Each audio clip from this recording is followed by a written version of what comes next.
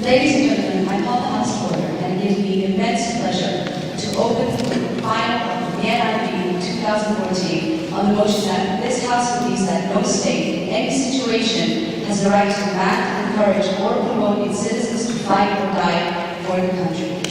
Without further ado, I'm very happy to call the Prime Minister to open this debate and defend the motion that stands in her name.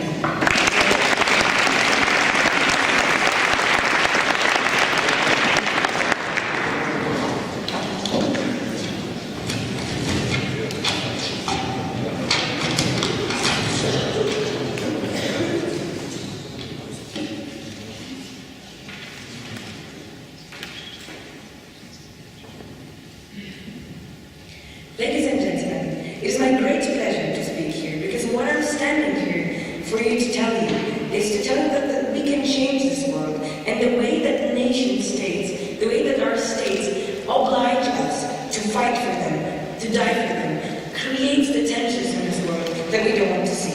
We think that those states, that no state ever should have a right to pressurize in any way its citizens. In this pressure we understand demanding, encouraging, or promoting its citizens to participate in fighting or dying for the country. We think that they don't have a right to do that because it creates negative impacts for the citizens of those states and for the citizens of the entire world, preventing them to be a part of the global community of humans rather than many members of a particular nation. So what our case today will be about will be, first to tell you how demanding citizens to participate in fighting and killing creates bad impacts for them, how this basically makes their lives much worse through participating in those military structures. And then I'll go on to talk about this bigger case of how promoting and encouraging the whole idea of a social construct of having an allegiance to a particular state creates tensions for the whole global community, and how we think that it's really negative, and how because of that we don't really have a right. Is it clarification or okay, so we would like to say at the very beginning that we understand that this motion might not be applicable to a full reality in a sense that it would be impossible to prevent all of the conflicts that are happening right now. Like, we do acknowledge that, but we nevertheless think that this motion is about the principles of why a right that states currently have to make us all, to pressurize us all, and by pressurize I mean all of those three methods that we're talking about, are negative on us, and how we think that because of this, they don't have the right. So first of all, let's talk about demand. We think that demanding participation is one of the harshest ways in which states can do that. And why do we think that participation in those military conflicts is something that has negative impacts on individuals involved with them? First of all, we think that if it occurs that you actually have to participate in a particular military conflict, so you're not only just going through training, but you're basically fighting, what that means to you, you develop things like post-traumatic stress disorder. These are pretty basic things that mean that when you are participating in a very, very violent conflict, you simply end up being worse off as an individual because you have all those traumatic experiences, and you might also be mutilated and things like that. We think that this is pretty basic, and that this demand that they have and the negative impact on individuals that it has is very bad. But we also think that participating in those military structures themselves is something the states particularly don't have a right to do. Why is that so? We think that participation in military structures that are under the status quo highly authoritative. They demand a degree of compliance that we do not believe a state should exert from its citizens. We think that on the longer run, people who are undergoing military training are people who are used to believe in the fact that there is a certain authority that they need to follow. We think that the principle of compliance is something that we find very, very problematic. And we think that the right of the state, which wants to legitimize itself as a state that is representing its people, as well as exerts pressure on its demands its citizens to not think according to what they want to think, but follow certain instruction, means that this is sort of like a spillover effect to other areas of their lives, in which they also apply the very same principles that they've learned in the military to their everyday life. This defies the principle of a state that is representing equally all of its individuals. I'll take over. In the instance where an external force is invading a country and people will be killed, doesn't that state have a right to ask people to protect that nation? We don't think that the state has a right to ask those people to defend this nation. We think that those people will probably do that. We think that currently people will probably do that. We don't think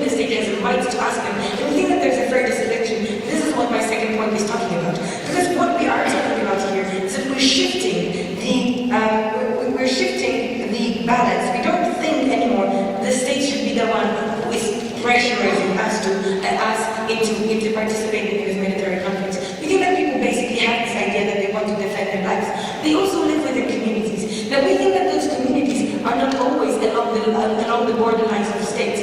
We think that those communities are often either smaller, they're also very often transpassing the borders of the states.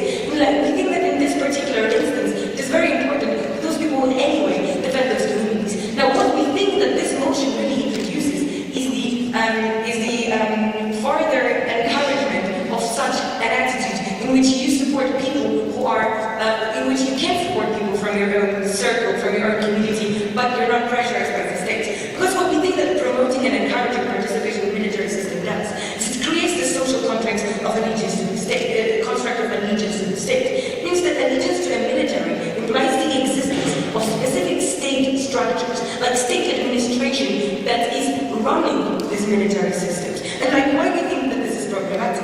We think that those particular national structures of governance are something that creates divisions between people.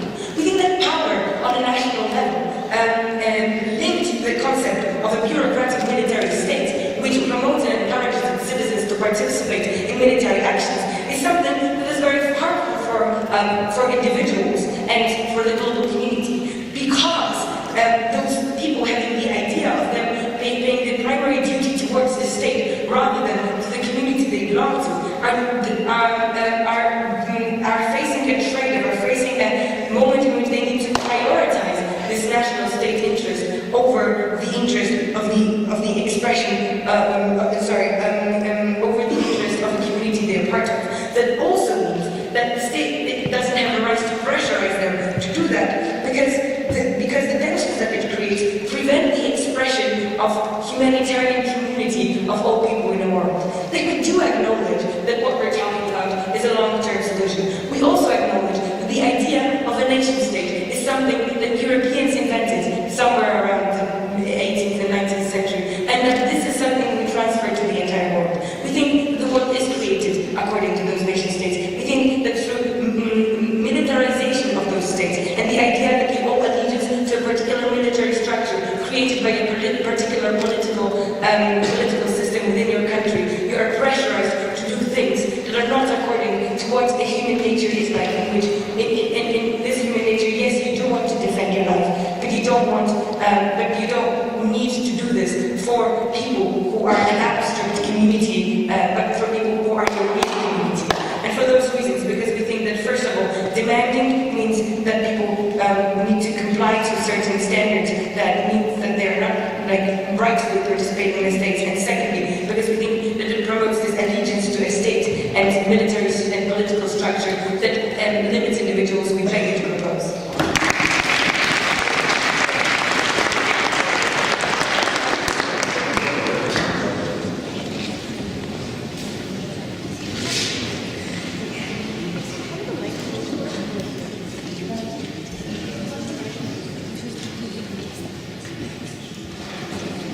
I'd like to remind all speakers to leave off their KY, please use the microphones that are in front of you so that everyone can hear the KYs that they're offering.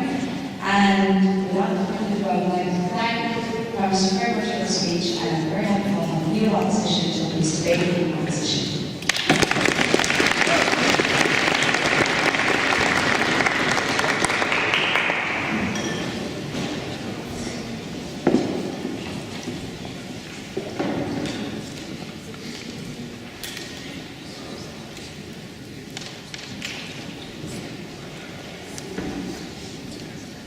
Ladies and gentlemen, war and fighting and dying for your country is obviously something the opening opposition team doesn't think we should just do, for no reason. What we're saying is we wouldn't obviously just bomb people and ask people to die for silly reasons. What we're saying is in just a slim amount of circumstances, this would be a good idea, and it's good for nations who generally have armies, who have monopolies on violence over that of their citizens. So what you're comparing this debate, it's not a world where there's no war or violence on their side, and just lots of wars on our side. On their side, it's individuals who will then be left to defend themselves, and not the state. That is the actual comparison that we're making in this debate, and why we think we're going to come out ahead on that. So I'm going to talk about a few things. First of all, the particular circumstances that I believe that this would apply to, why nations have the actual right to ask their citizens to die for them. We think on two levels. We think, first of all, nations actually facilitate the existence of life itself, and then a meaningful way. Secondly, for democratic reasons, we think the states have this, should have this right to do so. And my second argument is going to be that in their world, like, violence is worse externally, so between, like, I guess, societies, and then internally, so within a nation, we think we'll see more violence, and we think that is bad. So first, 3 points of rebuttal. He says, this hurts individuals when we ask people to go join armies or to die or do other things that they otherwise wouldn't like them to do.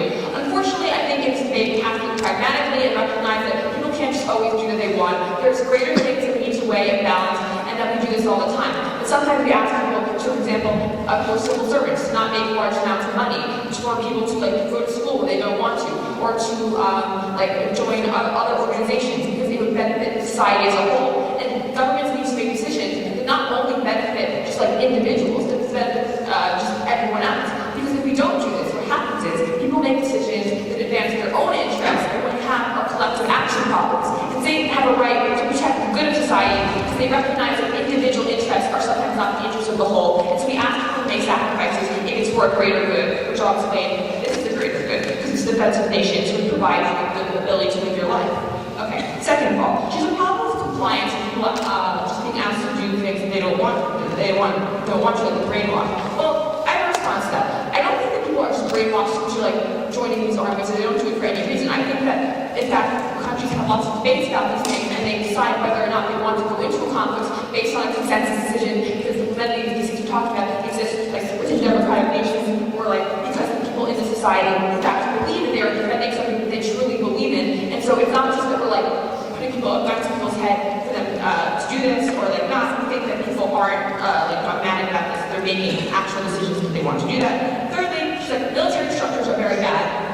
But I didn't really get much reasons about that. But I say military structures are actually quite good because when states have big military structures or big armies or other types of weaponry, it means the people in society aren't very tempted to go try to overthrow those governments or try to overthrow them, which is really good because that means you have a certain amount of order in society that allows you to say walk on the street without worrying that your neighbor is going to want to overthrow the government. So we have really big armies. It's good because people don't engage in needless violence. Okay, let's talk about, the circumstances. Beck and I think that there are certain circumstances in which this would apply. We think that in defense of your society, in the sense that if there's an external threat, we think that you should go in and you should defend your nation because you have an obligation to the citizens that live in that country to be able to continue to live their own lives. So in that particular situation, we think that it's the right of the country to ask individual citizens to die for the greater whole and for the greater good of all the other people living in society so that they can continue to live their lives.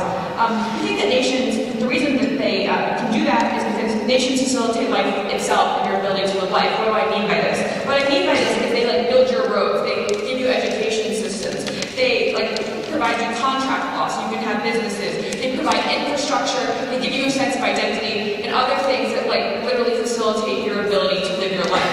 And so because these states provide all these other things for you, they have a right to ask you to put your life on the line because they actually give you the ability to say, do the things that you want in your life. So go get a job that you want because they gave you an education, or to be healthy because they gave you health care. So when you're sick and dying, the state actually does protect you. It's because the state protects your life, because the state gives you ability to choose about your life, we think that they have a right to ask you to give up your life for the lives of the citizens. We repay the states with taxes for all that reasons you mentioned. What is the higher moral responsibility for us as individuals that we owe our lives to the state? No, taxes aren't, that's not a sufficient response. Just because you pay an amount of money doesn't suffice for the amount of work that nation is doing into giving you those things. The fact that money is necessary to build a hospital isn't just enough to say, we wouldn't ask you to defend your life. Because what we're dealing with in this debate is literally, if another nation or another group is trying to attack the country, their world, there's no army, there's no one who's going to defend those people. People in your nation will die and they will be threatened, and you're going to not have peace or order in your own country. So that's what you have to weigh at the end of the day. So we think for those reasons they have this right. Moreover, we think democratically they have a right, because people have a right to choose the things they want to die for. We think in many instances we rely on democracies to advance the interests of majorities, and in the sense that it is a majority issue, if people may choose to die for a certain value they hold, we think that in that sense, there is a right to protect things that people itself want to protect. So if people want to protect a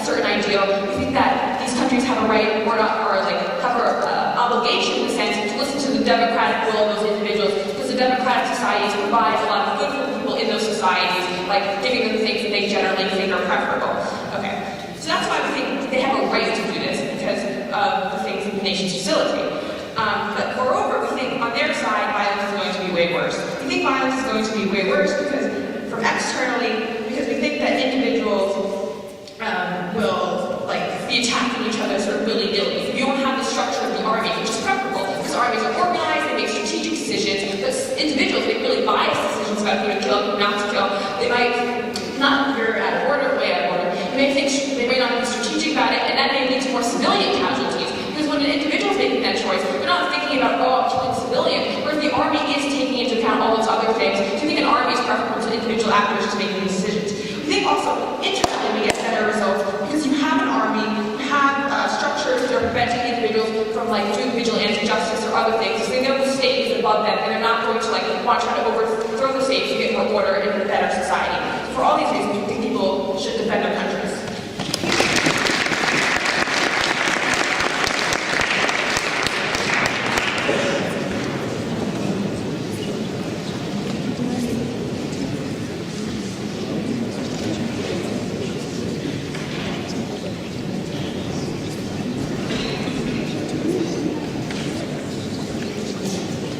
We thank the speaker very much for the speech. We're very happy to welcome the Deputy Prime Minister to lead this debate in this opposition.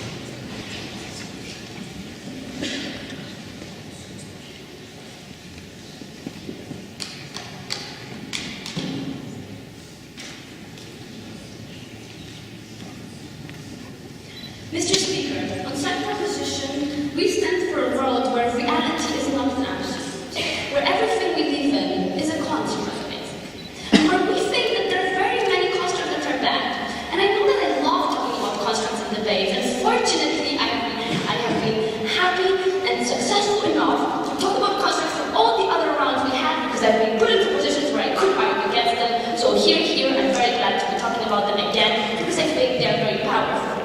And I think they're sometimes very bad as well. And if they're very bad, we have to understand that there are different ways in which societies could be acting. The worst thing that happens in societies in general, Mr. Speaker and the audience, is when people come, Madam Speaker, sorry, is when people come with arguments like, this is reality, and that's the way it is. This is human nature, and that's the way it is. As if we could never form communities around different values. As if history didn't teach us that we can form communities around different values.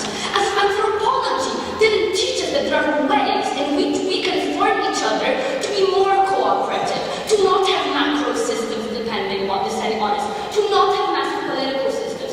This is just a bubble that we are all living in and that we are all creating and we're adding to it. We on proposition want to finish with this bubble. We're not saying it will be super easy and great in the short term, but we're saying in the long term, this will kick the ass of how we live in this world. This is what we stand for.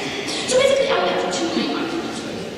I will talk about the psychological effect that this has on the community energy. So I will extend from what Karina said, and I will give you the impact of why creating this different reality is possible, and what are the spillover effects of this for the states. Because we are talking about war, but we're also talking about war as this construct and all the effects that we, living in military structure within the realist framework of international relations, are creating for our citizens in general. We find it massively problematic, so I've shown you our vision here. I also tell you what groups this is affecting and why this helps women. Because I love women, and because I love debating about women, so this is what I would do. Before I do this, let me get to something else. Basically, we get this idea from the opposition. No, not yet. Basically, you get the idea from the opposition that people are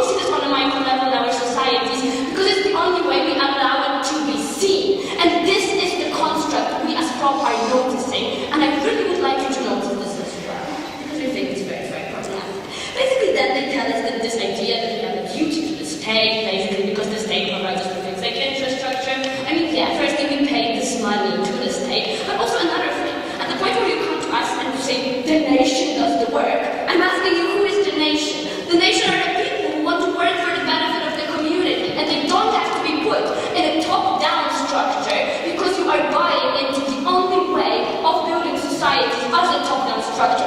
I am telling you that it is very possible for people, for the nation to work for the betterment of other people through acting from bottom up. And we don't need those structures, and we see this already happening in the world of a micro level with examples such as community gardening in places. I know it's not such a violent example, but those are things that are happening. This is not the one thing. We see things that are going on where people cooperate together without those bottom-up structures. Okay, go.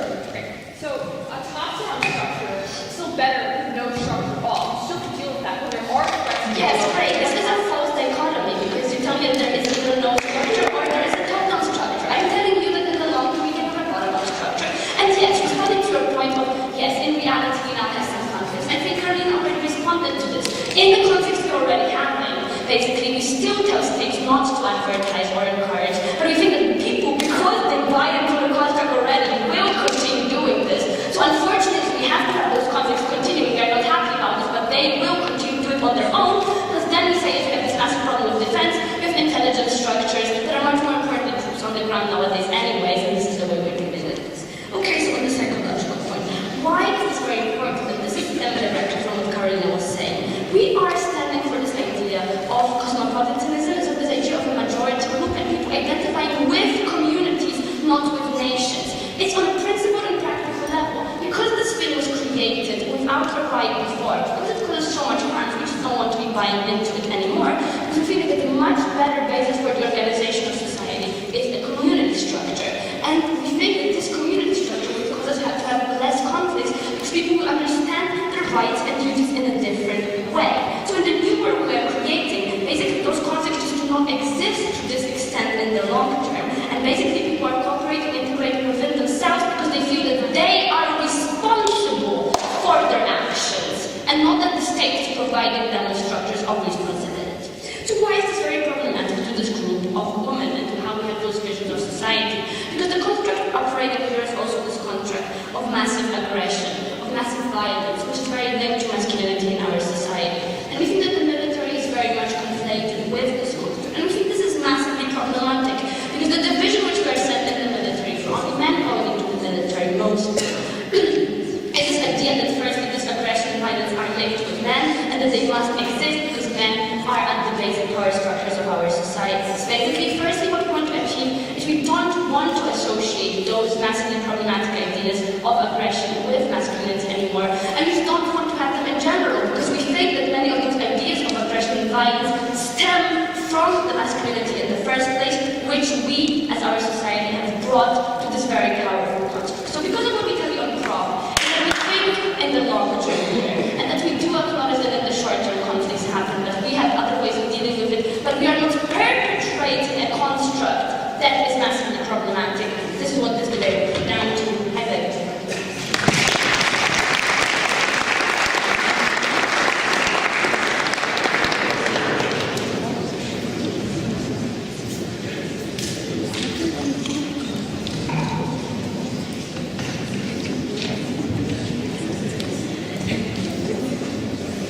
I'd like to speak very much for speech, and I have to call upon the Deputy Leader of Opposition to continue this debate for side position here.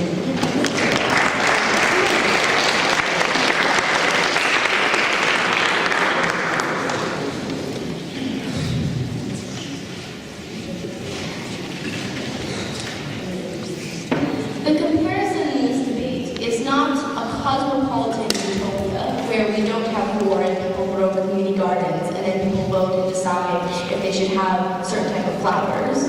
The debate is whether or not nation states are superior at organizing and therefore have an obligation to protect people. We think when you talk about the comparison in reality, although they'd like to prop this as philosophical, you're talking about religious and ethnic lines, or potentially like socioeconomic lines, on where people decide who to band together with, who to organize, when their people are under threat. And we explain to you and compare how it's a much more likely scenario, and why when that scenario is more likely, we would prefer to have nation states rather than individual people. Okay, I have 3 points of rebuttal. First off, they explain to us that top-down systems are bad, and then they stop explaining to us why top-down systems are bad. I would argue, in fact, that top-down systems are really good for getting information out on a quick level. If there's a conflict and everyone has a different opinion and there's no authority figure to tell you what the correct information make a decision that is rational and that does not endanger your life, particularly when we're talking about very violent things. It also means that multiple people can be making decisions that don't necessarily go for the interests of the group. When you have something like a representative democracy, it means that everyone elects someone to make a decision. If you don't have an executive leader who's already put in place, it's very hard for us to all go and have a referendum to vote whether or not in certain situations to drop a bomb. Like, well, that would probably be ideal. It's just not practical in time constraints.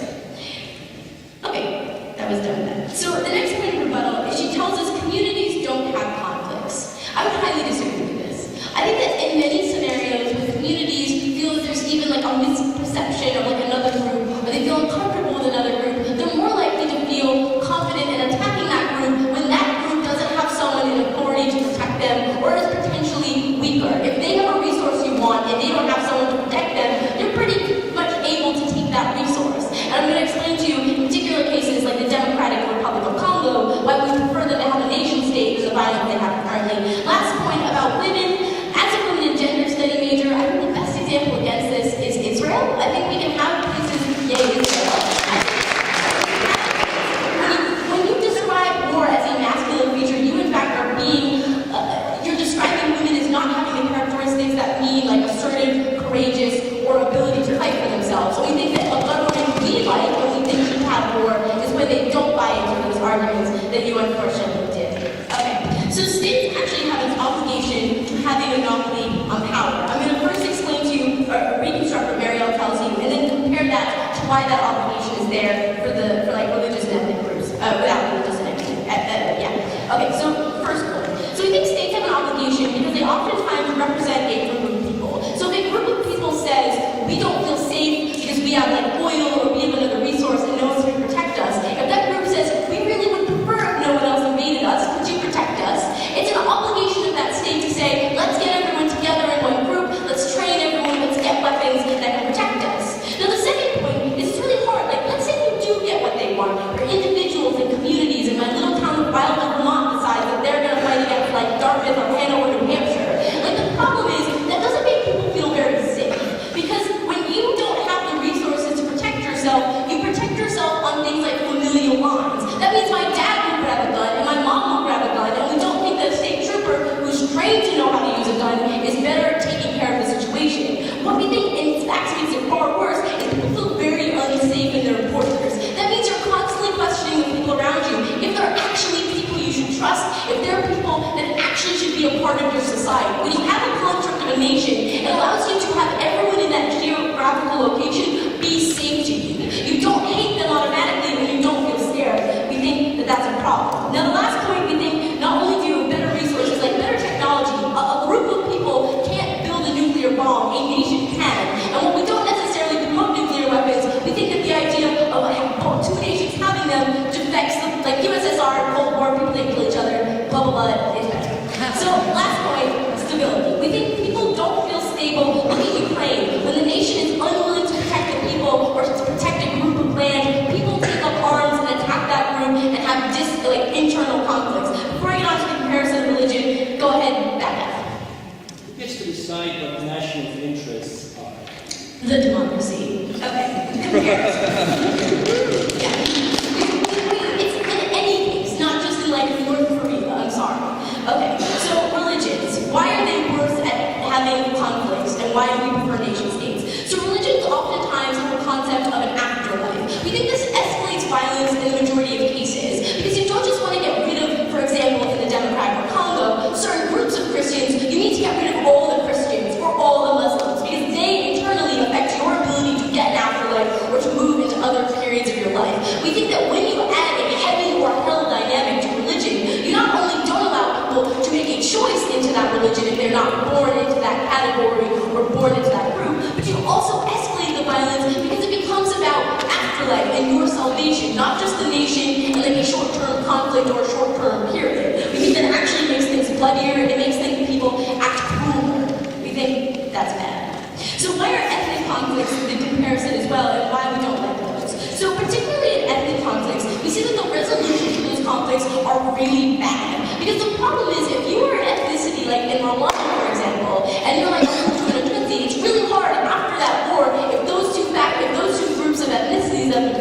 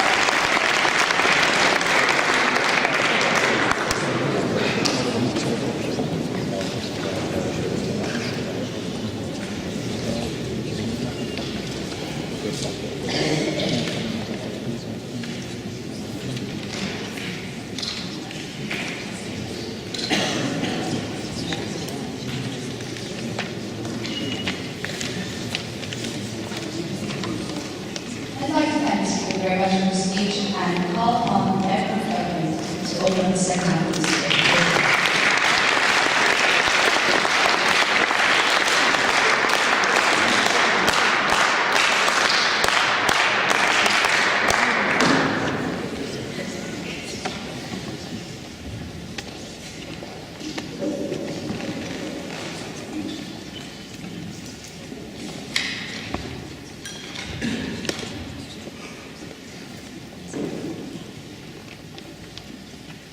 Thank you, Madam Speaker. Firstly, I have a lot of questions on what actually happened in this debate so far, because it wasn't really clear what we were debating about. And I would like to bring in some reality and reasoning in the nature of the motion that was given to us. Now, firstly, this debate should be about internal politics of one country, like internal associations and connections and moral obligations that we feel to one another, about the identity, whether do we feel as a group or not. There are three questions here that are really important in this debate, and that is, what do we get from a state? What do we have to give to the state? And who is the one who should measure all these things being provided? Now, our answers to that, at least to the last question, is the individual moral compass, and I will explain to you that further in my speech. Now, before I continue to the rebuttal, I would like just to say that this debate is not about whether we should have an army or not. This debate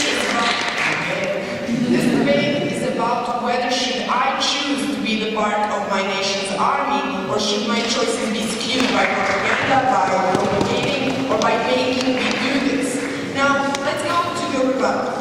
First point of rebuttal is about the first opposition saying that we do have a moral duty towards the state because it provides us with some facilities that provide us living, and because the states are democratic and they are giving us what we want, actually what we vote for. But actually this is not true. Why? Because in nowadays societies, elites are the ones that are deciding for us what we want to do. Why? Because political parties need money, political parties need influence. They're usually from more richer backgrounds, and basically they're more connected or prone to fight for the things that their caste needs.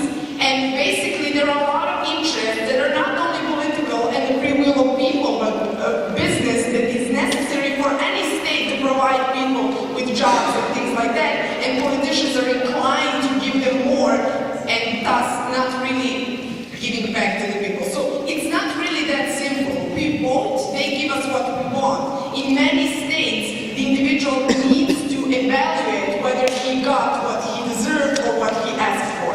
Now, the second part of the rebuttal, no thank you, is about the war. And this is the scary word that was thrown around through the debate by saying, if we don't go to the army, if the state doesn't make us go to the army, we will have an all-over war in the state, outside the state, and stuff like that. Now, what do we say about this? First answer to that is that internal attacks is something the police can solve, and this is not a question of army. The second answer to this is, even if this happens, is that we want a state that is basing its compliance for citizens over the state on values, not on scare, on fear, or making them do something. Now, let's go to the last part of my rebuttal, and this is about people not feeling safe, and that they will feel safer if they're all in the army, and that we have a big army, and things like that. Now, this is a bit of a brainwash, and we don't really believe that this is an essential part of the debate, as I have shown you throughout my speech, because people feeling safe is a part of the debate of whether should we have or not have army. So I don't think that this is an important instance in this debate. This debate is a moral debate. It's whether a state have a moral high ground to ask from us to give our life for her, for the entire state that's committed of other citizens. No, thank you. Now, let's go to my constructor. First of all, the most important thing here is obligatory. Why? Because if a state views its citizens as someone who obligatory has to die for the interest of the entire state, and includes the analysis I gave you that it's not always that clear for whose interests are we fighting in the state, then the state views these people as resources. They don't have as much checks and balances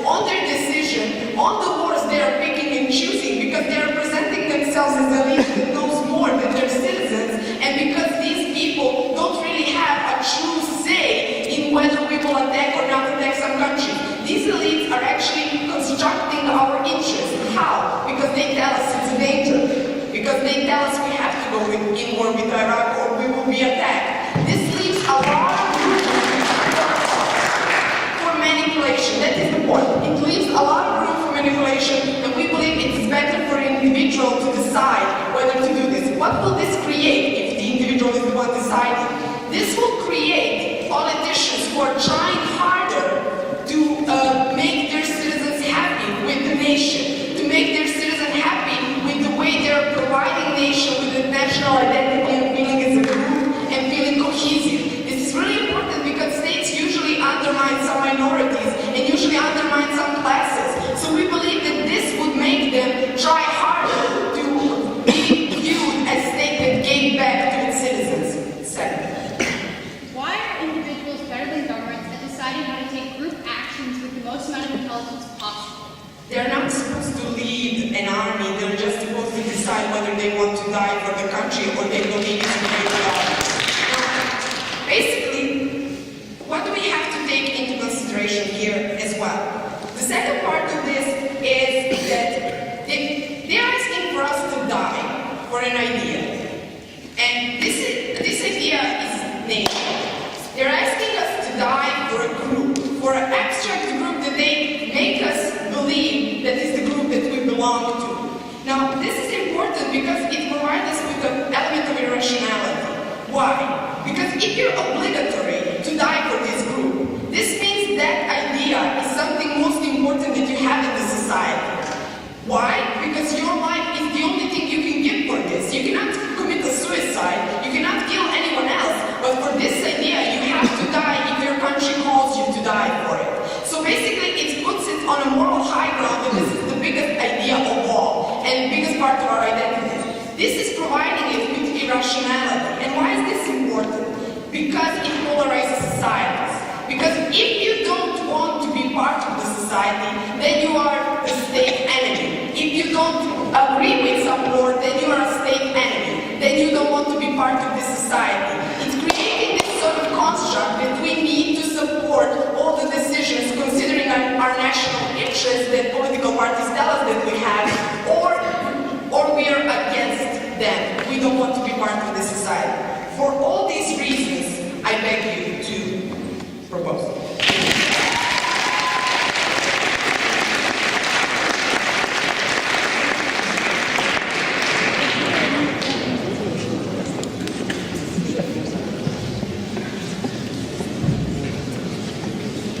I'm excused for speech and I call upon the member of opposition to continue this debate with silence.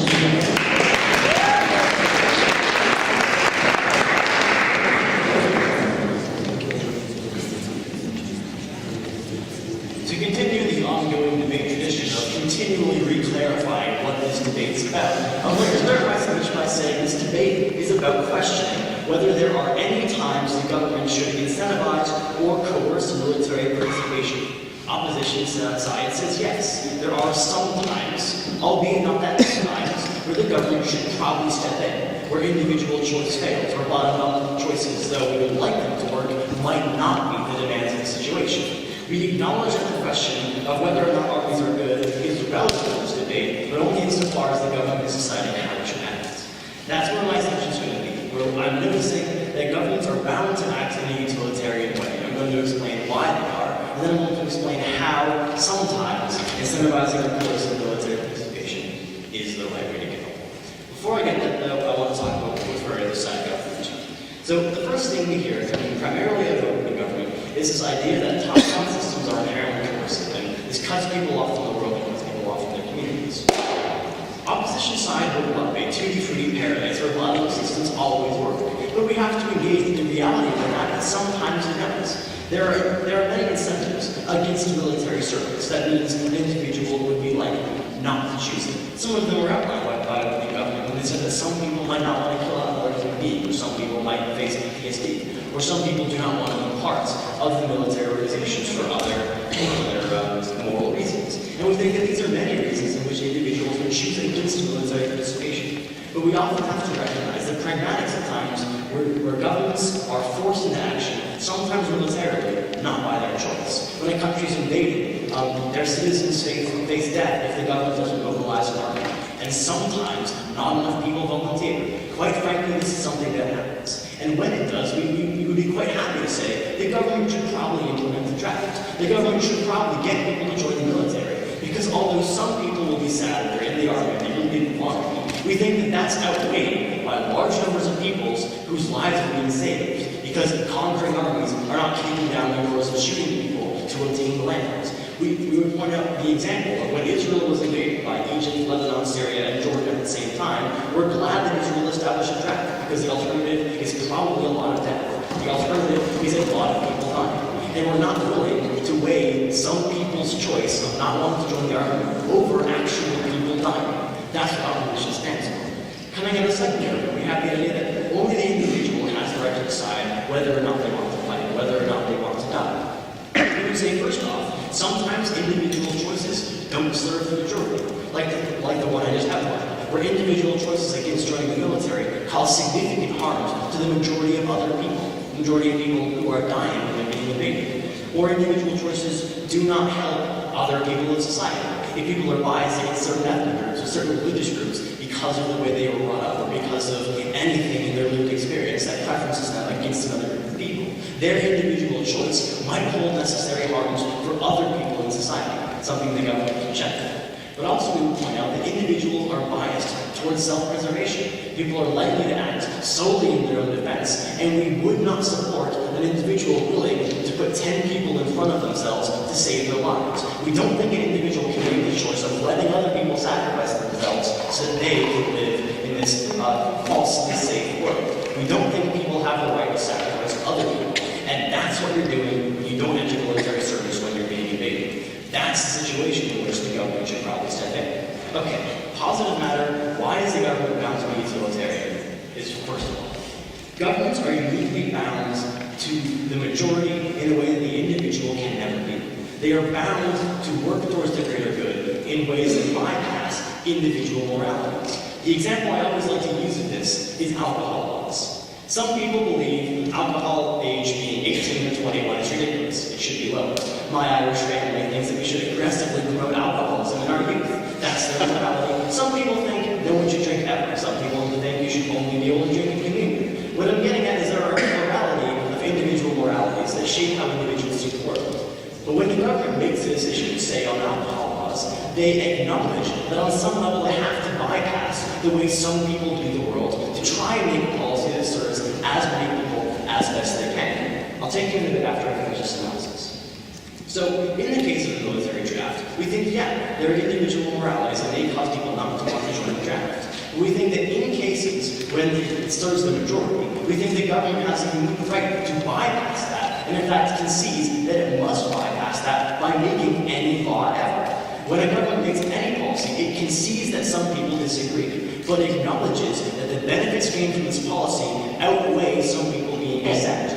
When the majority is served by being able to fight off someone who's invading you, we think that it's totally fine to bypass individuals who would not like to be in the military. Yes? Okay, why does the state have the right to continuously create identity for their citizens that creates divisions between them and other nations, and those interventions that we talked about are only contingent on those divisions being created in the first place by this state and militarizing these citizens? At the point where we think this argument is principally consistent with a nation state as well as just a state, we think that the government's role in identity is less important than the government's role in preventing people who live in the area from being killed. We think that that's probably more important because you can't have an identity if you're dead, if you're killed by a government. But why should the government's preference security so highly, besides the fact that people would die less if they were more secure? We think that people believe that when governments don't provide for security, that changes the way they interact with government instructions. It does this in two ways. One, people would just disengage with society. If people believe the justice system does not have their best interests at heart, then they're not going to engage with people. That's why many ethnic minorities don't engage with local police, because they believe that the legal system does not have their security at heart, because they believe that their security is not something the government is preferencing. They would disengage with legal systems because they feel it doesn't represent them. And if we want, like, broader security for people, we want people engaging with the police, we want people engaging with legal systems, people disengage with democracy, because they believe that the outcome of their vote does not hold their security at heart, does not hold their protection at heart. People only vote if they believe the outcome of their vote is something that has a profound effect on their security and their life. But thirdly, we would say that security is a prerequisite for every other right to be done. You only have the ability to express yourself through freedom of speech if you feel you have the security to do so. If you feel like you will not face repercussions because of what you say through your exercise of your right. Security is the right upon which all other rights are built. That's why we should support opposition. That's why we should recognize that there are sometimes individuals who don't fit their way. Thank you.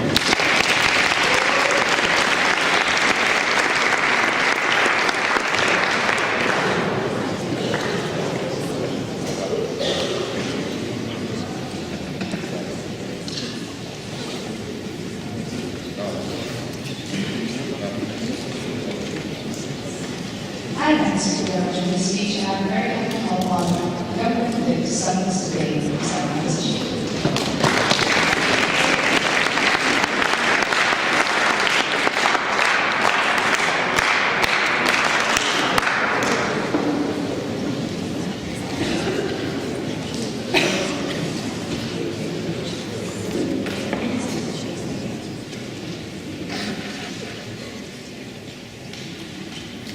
Thank you. Now, broadly speaking, this debate is of two things, two major points. We say that one, it's about whether there's like moral legitimacy from the government to demand this from us in every possible way, or do we have the moral compass that when we should like actually evaluate whether we should risk everything that we have, or more valuable things that we have, or secondly, which is like my second, broadly speaking, my second flash, is like the pragmatism of it, right? What will this happen? How will this happen in reality? Now, here I'll have like these micro points by explaining how these even democracies has failed us in terms of respecting our rights, for defining national interests, and how they fail us in defending us in the long run. And I'm going to speak about how this element of necessary military is something that harms our ways of defining things in societies in terms of dangers that represent other countries and other stuff, and we do not want these to be in the hands of the elites. Before that, let's look at a very, very notable point. The entire extension, I think, of the closing opposition is based on the fact that people are selfish, on the opinion that we will not have enough people that will have this sort of collective action problem. There's like an upcoming enemy. But firstly, we say that these are not all wars. It's like rarely the fact that we have a situation in which we have like an all-out war. But even if that situation occurs, we say that because it is so rare, people stand united when it is very, very difficult. We don't buy the story that people will just flee away. We think that there's a huge possibility that they will unite. We haven't heard any reasons except the premise that people are selfish in general to believe otherwise. But except that, we believe that the elements of their explanations of people having connections to the system are very important for our case as well. They say people have to believe in the legal system. They say people have to believe in the police. We say that people also have to believe in things that they are willing to die for. That's very important for us.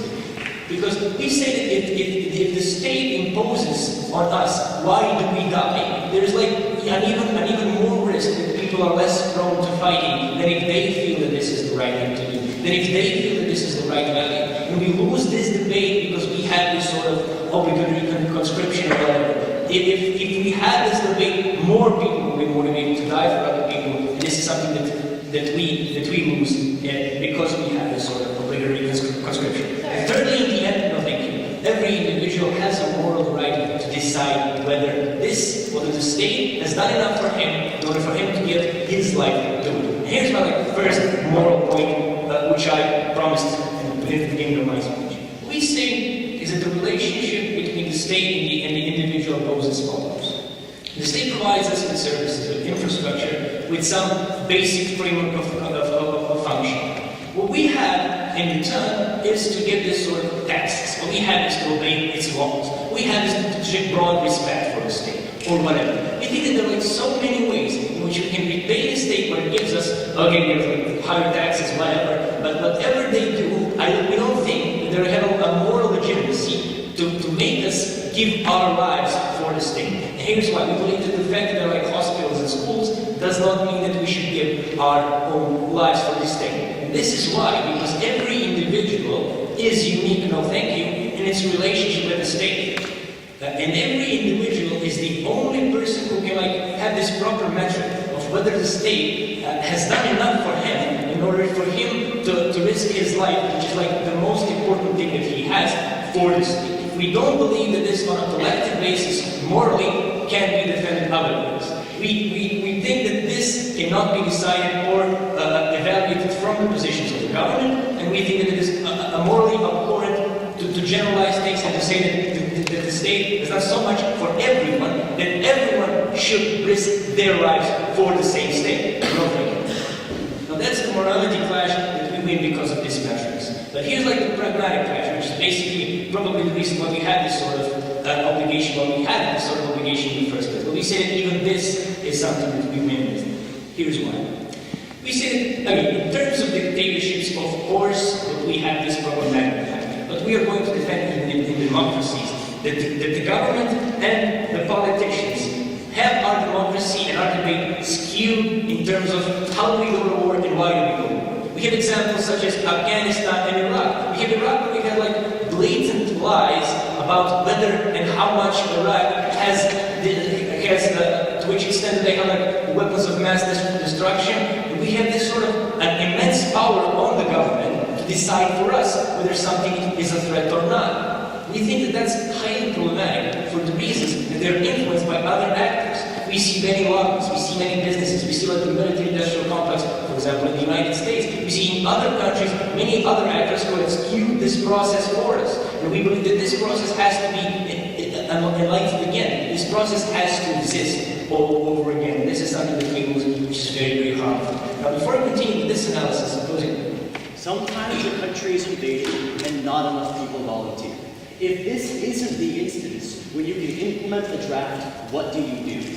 Okay, firstly, I want to explain on moral and pragmatic reasons why this probably won't happen, and why, if it is morally wrong to do so. And I want to continue with my analysis on the politicians. The deal is that our discourse is skewed because we have all these other subjects, and we don't have proper debates. But more important, we have politicians in a position where it can manage human lives to that extent they can make us go out there and die. We believe that that position is a position of disproportional powers towards the citizens. The mere fact that he doesn't have to explain, the mere fact that George Bush or other presidents or politicians everywhere don't have to explain to us why are we going to war, makes our policies more harmful, makes our societies worse, and makes, in the long run, our security even threatened because we have these sort of particular interests and not general interests in my view. We hate these decisions. And necessarily, the point of polarization, which we also had in our extension, is very important because what they do is they create this false dichotomy. Either you will die for your country or you're a traitor because we are at war. In a position where we don't have obligatory or mandatory military service, this disappears. And therefore we do get debate about whether Iraq is really a threat or is simply someone else's project or something that is in particular and not general interests. Now we believe these things from the pragmatic standpoint are huge benefits for us. Because it is morally important, and because in terms of policy, in terms of pragmatism, it will benefit us in the long run, we believe that no state should have mandatory military conscription. Thank you.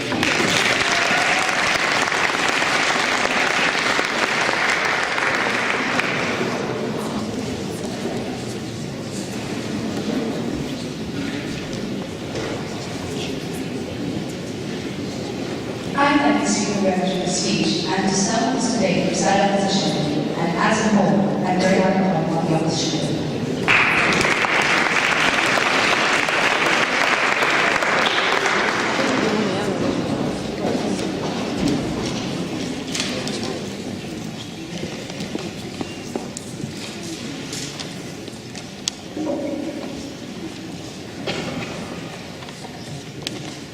Madam Speaker, ladies and gentlemen, government bench tells us that we're asking people to die for an idea. What we take on opposition is that what we believe is that the right of the government exists to use an effective populace in more effective than any individual ever could to ask people to die for tangible benefits. The benefit not only that individual of protecting their own safety within that nation, but also to protect the nation as a whole and the success of that nation in the future for other people to live happier, more meaningful lives because they'll be safe, because they'll be protected in the national interest. And this is especially important, and I'm going to look at this in two areas of clash today. Firstly, does the government have the right to demand citizens to act on a principled level? And secondly, does the government or do individuals act in the best interest on a more practical level? What are we going to see happening from this? Let's go right in. So does the government have a moral right to demand citizens to act in defense of the country? Here we're opening up with this idea that demanding participation equals real tangible benefit, like harms to citizens, like PTSD. But in the way that there are small individual harms, and these pale largely in comparison to the kind of things we told you on our side of the house, since they refuse to engage with. So you kind of get situations where nations are forced to protect themselves against invading force, or they're forced to protect themselves before their own citizens get slaughtered by another group. So in these situations, we're okay with some soldiers experiencing trauma. We're okay to subjugate some individuals for the benefit of all individuals within that society. I think as a government, we need to be weighing the interests of our own citizens, our own interests to protect our own citizens, to protect our way of life against the kind of intangible benefits they claim will happen on their side of the house. So governments need to act in a utilitarian manner to protect the most amount of people as possible. Jacob really explained this to you when he told you why governments have to act in the best interest of as many people as possible. And we can't weigh each individual accurately as a government, we have to weigh it as a whole and get the most benefits. That's the kind of idea is like social constructs for national allegiance are bad. Basically, nationalism isn't something that we should support. But as a bench, we've told you multiple reasons why we think we should support nationalism, national action over individual action. We've got this idea, like social constructs will exist in any situation. We need to preference ones that motivate good behavior. We need to preference ones that motivate good defense of the nation, good defense of your fellow citizens, even if you don't agree with them in religious manners, and ethnic manners, or in other kinds of like sex or gender manners. We need to preference social constructs that motivate action to protect society as a whole, that make sure communities are secure, that make sure communities are cohesive. We think these are things we need to motivate. We need to motivate these like good societal constructs because they'll exist no matter what. And they tell you this idea that it undermines the community is stronger than the government. We don't think this is true at all. I think in these situations of national defense, where your country is going to be invaded, we need to preference the idea that people should ally with their nation in order to defend it as a whole. If we revert to this kind of community standard, we're going to see less efficacy because we're going to see less action as a group. Jacob told you when communities have to fight each other, and they have different ideas on how to go about interacting with each other, how to go about defending the nation. That's when we see real problems coming to how do we defend the country and how do we best protect people. I think nations is the easiest way, and top-down solutions is the easiest way to share information, to share defense tactics in the most efficacious way possible, and in the way that leads to the most reaction for the most amount of people, aka the most benefits and the most national security. We think communities are not as good as nations at doing this. We think national defense systems are the best way to do this. And we don't think we need to revert to communities. We think communities often at odds with each other for ethnic or religious reasons. We think these reasons are ones that lead to divisions, lead to less success overall. They hear this idea in closing. The government should oblige citizens, should use citizens as resources. What have we told you in response? It shouldn't be up to an individual to make this decision. We shouldn't leave it up to an individual to decide whether or not they want to join an army. Because I think this leads to a collective action problem later on. Jacob explained this to you. He explained why this is really bad for the reasons of national defense. Usually when one individual doesn't opt into this, we see less support for the group overall. We see a smaller group overall. What does this mean? It means when I, as an individual, don't see lots of people who I would join in with the group unless I can to opt into it, because there's less people to fight with me. That means I'm more of a target. So we need to coerce lots of people into defending this. I think a nation is absolutely right to be able to coerce people to use them as resources of an army. And thank you. Because we have the most amount of people fighting. Because that's when we think we're going to get the most amount of volunteers fighting, is when they see a large group that they can fight with, so they're less of a target. We think we can get the most amount of people volunteering to defend the nation. But even if they don't volunteer, we need to coerce them to have the most amount of defense possible. I think principally this is within the government's rights. I'll take opening in a second. Within the government's rights to protect their citizens. Because we government ultimately needs to look out for the protection of its own citizens, especially against invading forces that are directly threatening the lifestyle and the actual life of these people, prohibiting them from later on actualizing the kind of things they want to do, actualizing the kind of safety allows them to live a meaningful life over they go. Okay, so the practical problems you are talking about, and that you happen to pretend are also the biggest problem of this motion, exist partly because of the realities being created, like in Iran, and are still so within our model because people can continue to burn themselves from the bottom up and basically through the idea of protecting their country and their community. Okay, we see we can't resort to bottom-up solutions. We see when we resort to bottom-up solutions, we put the onus on the individual to defend themselves. I think we need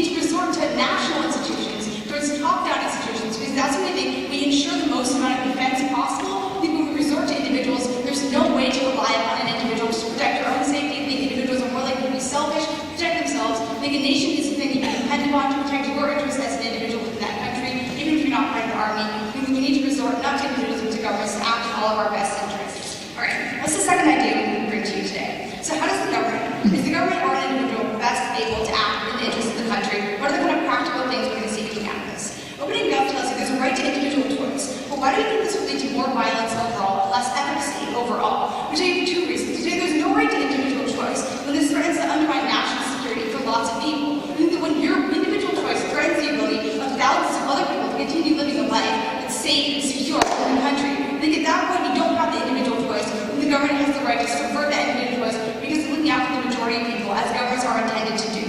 We also tell you this individual choice often results in biases against religious or ethnic minorities, against other groups who you don't agree with. But the individuals aren't likely to volunteer when they're not forced because there's more of a threat to each individual. So we see a collective action problem in that reason. That's why I think individual choice isn't valid in these scenarios. But I was going to say to you, the second government tells us that people die for other people on moral levels. I wish this was true, but I can tell you I don't know how I would do this. Because I think as an individual, it's hard for me to weigh the life of one person compared to my own life. I think that's why we need to have governments, as Jacob brought you, using utilitarian calculus when weighing the amount of life that we're able to preserve. Where how the government's able to use a cost-benefit analysis and saying more people will die if we don't use these people to protect them. I think in that situation, you're able to get the most amount of defense. That's in the situation where you can't rely upon morals of individuals to motivate them to do things. We need to rely upon a nation to defend their borders. We tell you that people can't just resort to individuals to not run away from crimes. We have to have a nation ensuring this doesn't happen. We have to have a nation that's ensuring national defense. We need to subvert individual choices in this situation. So as a government,